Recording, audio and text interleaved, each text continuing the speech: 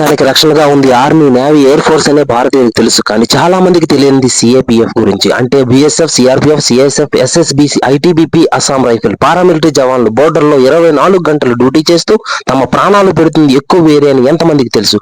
Assam rifle India Myanmar border 1643 కిలోమీటర్లు, BSF India Pakistan border 3323 కిలోమీటర్లు, Bangladesh border 4096 కిలోమీటర్లు, ఐటీబీపీ ఇండియా చైనా బోర్డర్ 3489 కిలోమీటర్లు, ఎస్ఎస్బి ఇండియా నేపాల్ బోర్డర్ 1751 కిలోమీటర్లు, ఇండియా భూటాన్ బోర్డర్ 699 కిలోమీటర్లు, సిఆర్పిఎఫ్ టోటల్ ఇండియా అంతా బోర్డర్ లో law and order, election duty, VIP protection, ఇంకా ఎన్నెన్నో డ్యూటీలు. సిఎస్ఎఫ్ టోటల్ గవర్నమెంట్ కి సంబంధించిన ప్రతి ప్రాపర్టీ, ఎయిర్పోర్ట్లు, మెట్రోలు, ఇండస్ట్రీలు, పోర్ట్స్, ఇలా దేశాన్ని మొత్తం కాపలా కాసే వీరికి అర్ధ సైనికులని అరాకొర జీతాలతో, వసతులు లేక పెన్షన్ కూడా లేని పరిస్థితుల్లో వీరున్నారు. అదే రాజకీయ నాయకుడు ఒకసారి గెలిస్తే ఒక పెన్షన్, 2 సార్లు గెలిస్తే 2 పెన్షన్లు. కానీ సైనికుడు తమ యవ్వనం అంతా దేశానికి దారపోసి చివరి దశలో భరోసా లేని జీవితం.